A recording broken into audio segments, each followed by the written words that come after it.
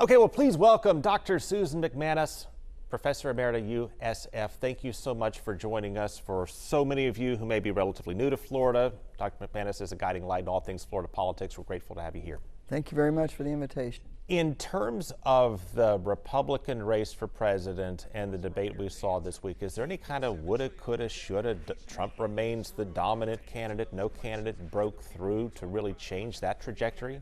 Well, for a lot of people that watched the debate, there was a bit of frustration in the fact that they kept talking over each other so much. But that's not even as big a problem as the fact that the same question is not asked of every one of the candidates. And a lot of people who are trying to make up their mind would like to hear each person's response. Good questions, but only a couple were able to answer it, which is why some of the candidates didn't answer other questions, but went back to the one that they did want to answer. I think that needs to be improved for the next debate. It took place at the Reagan Library, which made me think of the great communicator and all of his famous lines. I will not make age an issue of this campaign. I am not going to exploit for political purposes my opponent's youth and inexperience. And I compared those moments to the quips we heard in that debate that landed with a thud. No one up here is going to call you Donald Trump anymore. We're going to call you Donald Duck. But I got to admit, I've been sleeping with a teacher for 38 years. And full disclosure.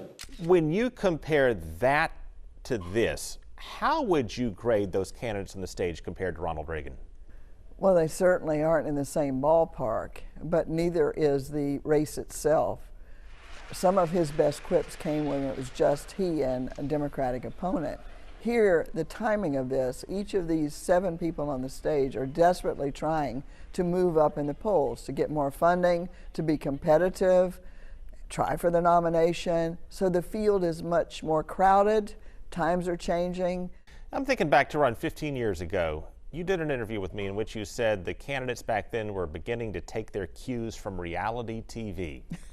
And then I watched that debate, and I see literally one of the questions is, which candidate are you going to vote off the island? Which one of you on stage tonight should be voted off the island? Please use your marker to write your choice on the notepad in front of you. The fact that that came up as a question in the debate, following up from your thoughts from years ago that we're on a glide path to reality TV politics, what does this tell us about the state of our political discourse and where it's heading? It's not headed in a very good direction. There was an excellent poll that was done by Pew Research Center on what is the one word that you as an American would use to describe U.S. politics at the moment. By far, the most commonly used words, big bubbles, they did one of those kind of bubbles, corrupt and divisive. Yeah. And also that same poll asked people how they felt about things. They said they were very angry and very dissatisfied with the way politics are going in this country.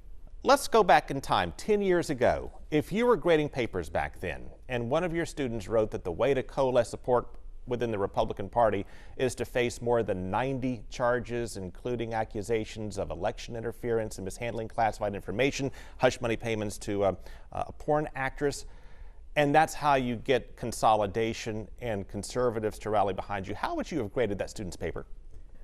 As very unresearched and not very likely to occur, a bad argument, in other words. But look at the 10 years subsequent, the point you just made.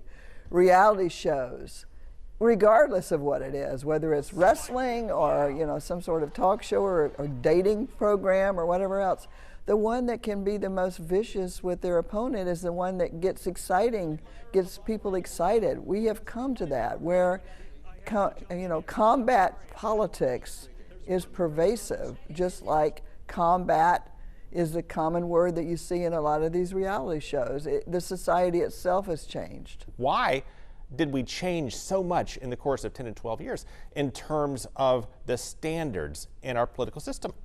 A lot of it has to do with the diversity of media that we have. It used to be that people got their political news and their understanding of politics and civics from just a few newspapers, major leading newspapers and broadcast television. But now with social media is the real differential. There are so many different opinions, and what gets someone to click on to a headline or click on to a photo? It's clickbait central right now. We're in right now what we call, ideological silos. Okay, I look at this, I read that, I watch this, and I'm never going to go over here because I don't trust them.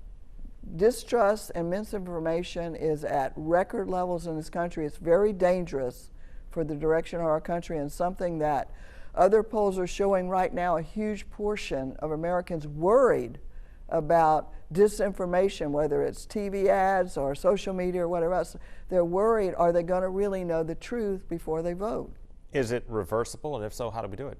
I think it's going to take a while to reverse it, and gratefully what you start to see finally, there were years where civics and education about politics, and particularly local and state government, were never to be seen. Someone could get out of high school with almost learning nothing about that. Civic education is now seen by many, many people as a critical, must-have part of our education all the way through, not just when someone goes to college. But that's going to take time, and it's going to take money. Fortunately, a lot of philanthropic and civic kinds of activist groups are starting to put money into this, and it's needed ASAP. Dr. MacManus, thank you so much for your time. Thank you.